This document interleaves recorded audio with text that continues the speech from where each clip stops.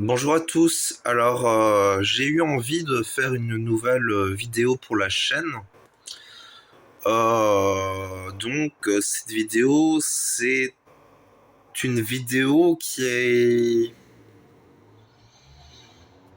a pour but de transmettre euh,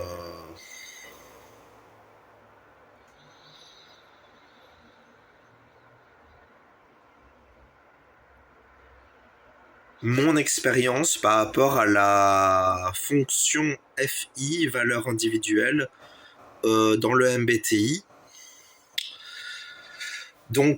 C'est simplement le but est donc essentiellement de transmettre, de manière générale, tout ce qu'on peut dire en spiritualité moderne, hein, œuvrer, transmettre, toutes ces choses-là qui peuvent être un peu New Age comme ça, dit comme ça, mais bon, il y a quand même un côté vrai dans la chose et il y a aussi le côté du partage.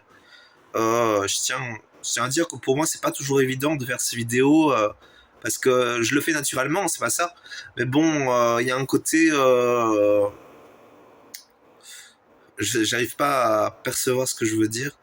Enfin bon, je vais directement aller au but de la vidéo. C'est quand même ça le but de la vidéo. C'est donc de transmettre qu'est-ce qui motive un individu avec FI et comment gérer sa structure de personnalité FI.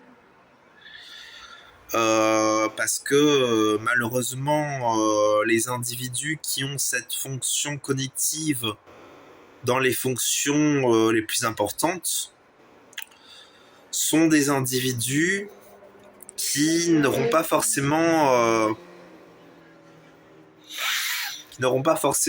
des prédispositions à répondre de façon adaptée à leur entourage de par cette fonction-là. Parce que cette fonction-là, elle apporte, comme chaque fonction, des qualités et des challenges, on va dire des challenges à travailler. Donc vraiment, il y a un but essentiel de travail par rapport à cette fonction et de réussir à rentrer dans le côté positif et dans le côté lumineux de cette fonction et ne pas trop plonger dans le côté négatif de cette fonction, quoi.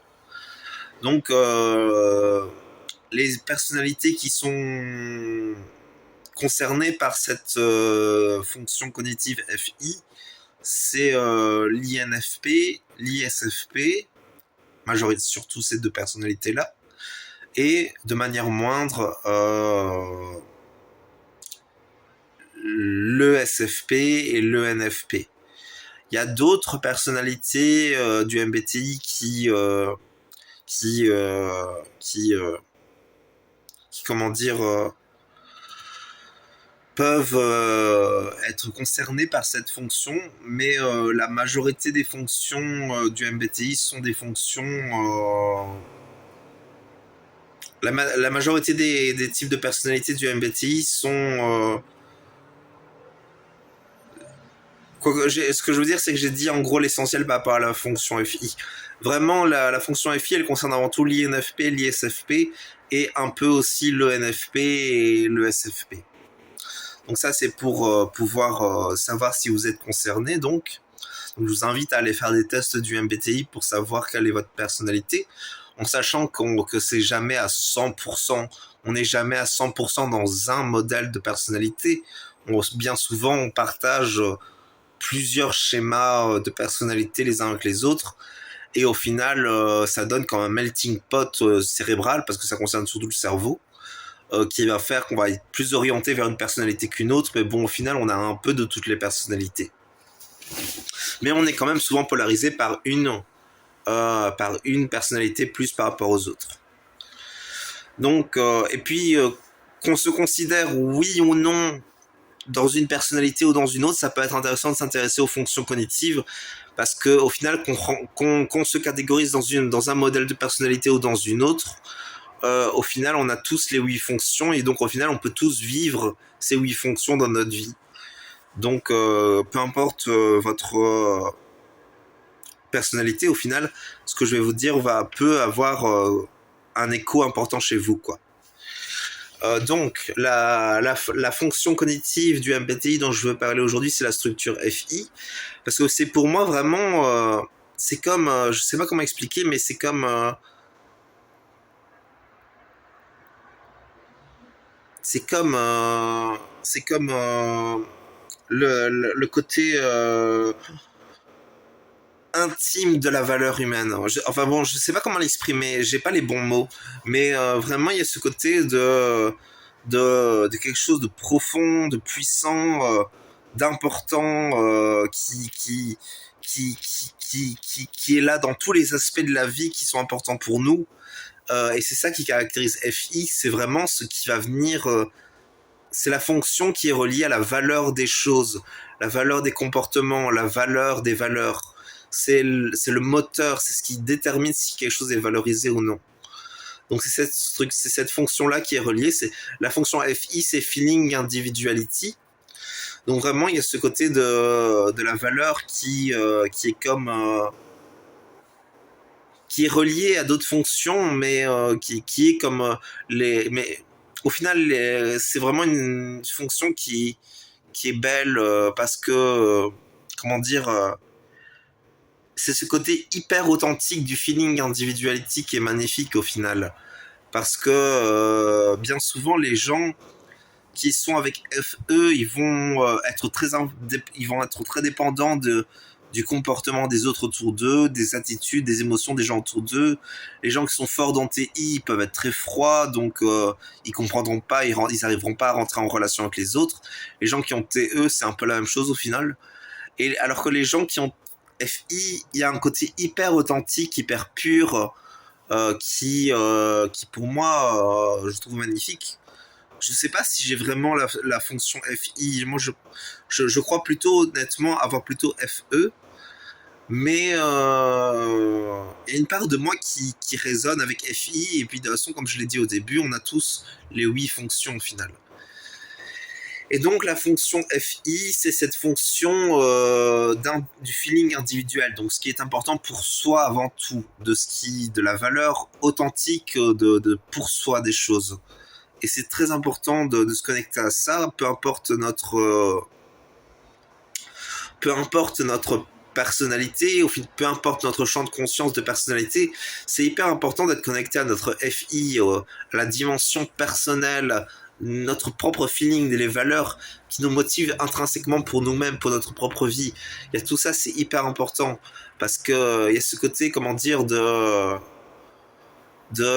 moteur, de la substance, du sens de la vie avec FI qu'on ne retrouve pas tellement dans les autres structures ou beaucoup moins, je trouve.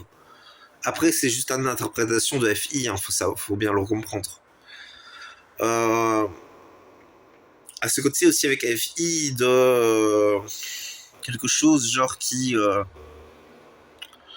est comme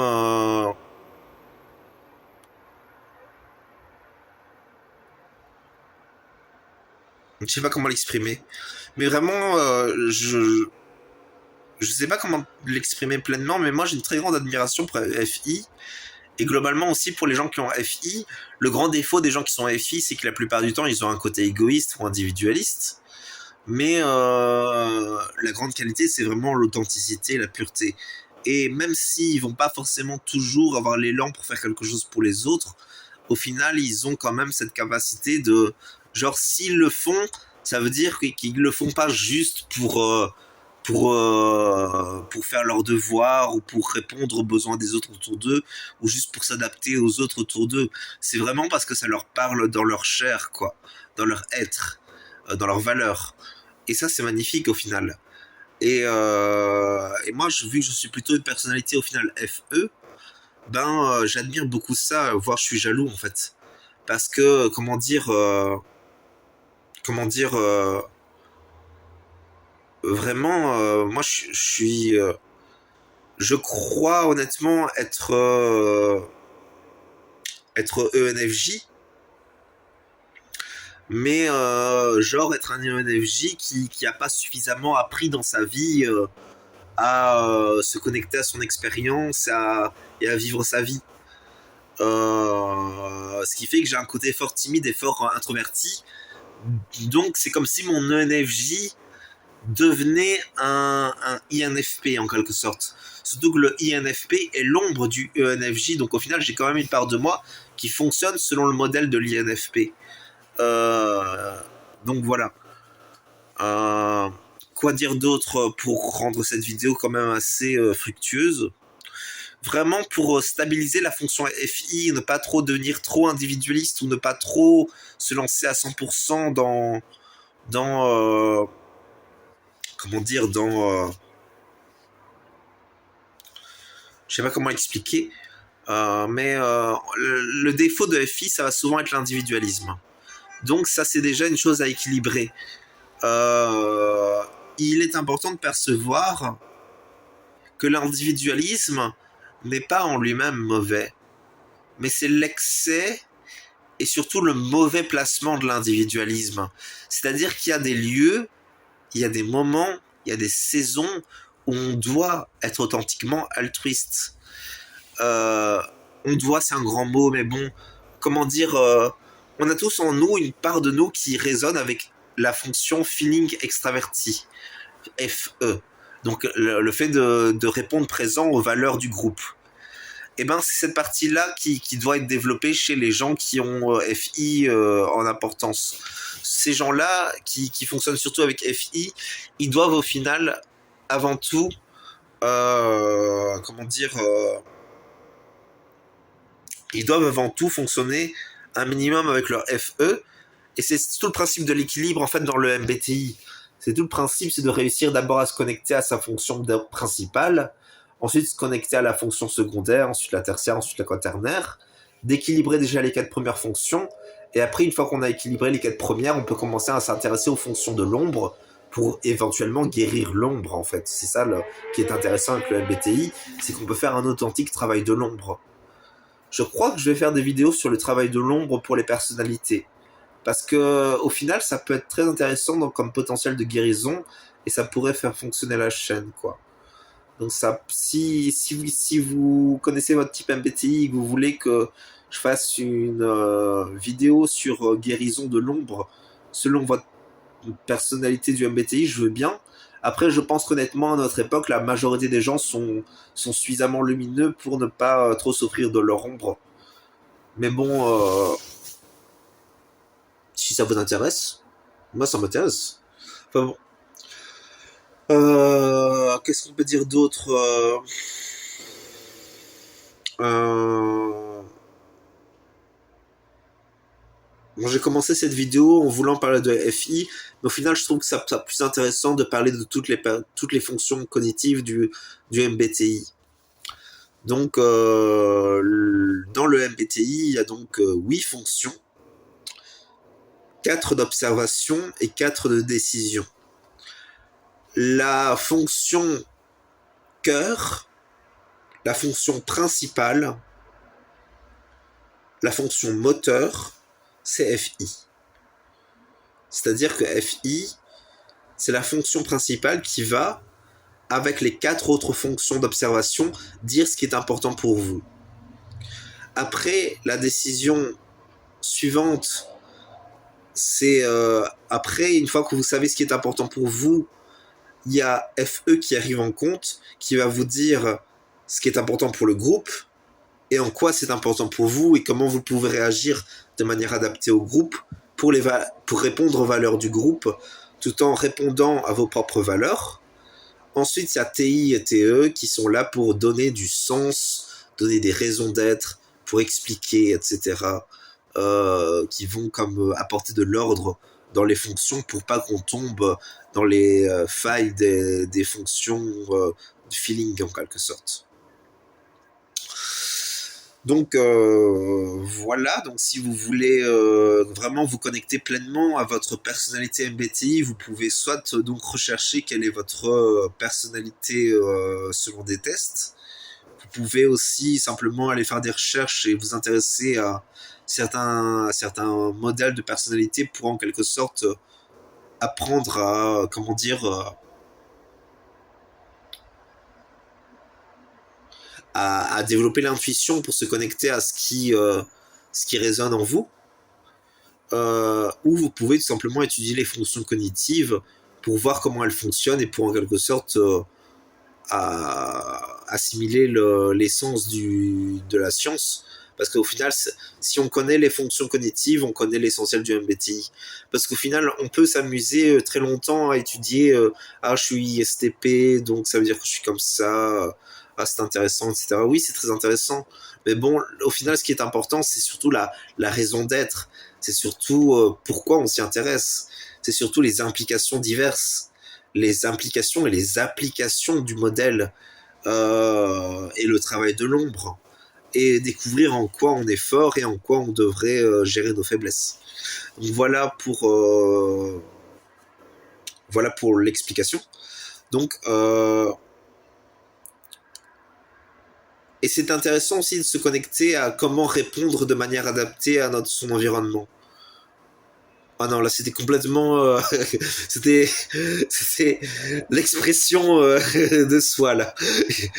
Non, mais y a un côté quand même de se connaître soi-même pour en quelque sorte savoir dans ce que l'on peut faire, ce en quoi on est doué et ce en quoi on est moins doué. Et donc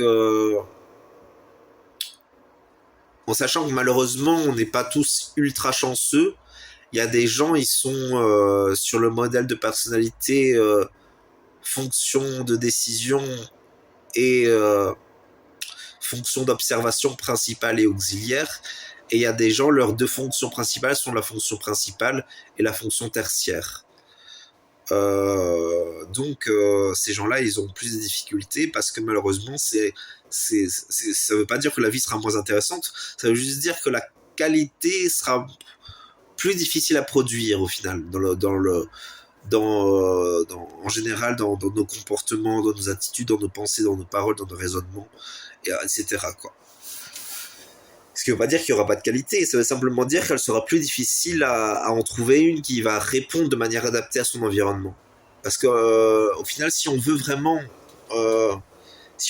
répondre de manière adaptée à son environnement, on a vraiment besoin de fonctionner avec notre fonction principale, la fonction dominante, et avec la fonction auxiliaire, la fonction secondaire. Et ce sont ces deux fonctions qui ont pour principal rôle de donner le mode principal de notre personnalité qui nous permettra de fonctionner en société en quelque sorte. Alors, libre à vous de choisir votre chemin, mais il faut savoir quand même que globalement, le fait de suivre le chemin le fait de s'intéresser vraiment à qu'est-ce qui peut permettre de fonctionner avec notre personnalité, c'est quand même important au final. C'est vraiment ça qui facilite les choses au final.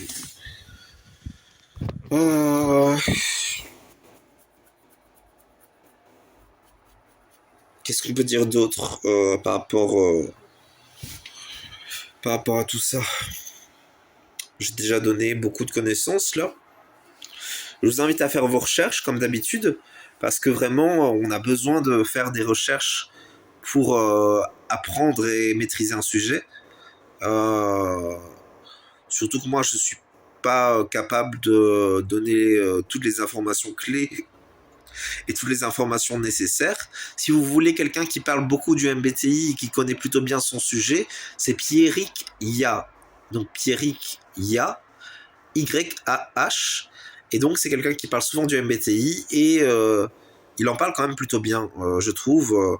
Il est doué pour détecter les personnalités et c'est un intuitif.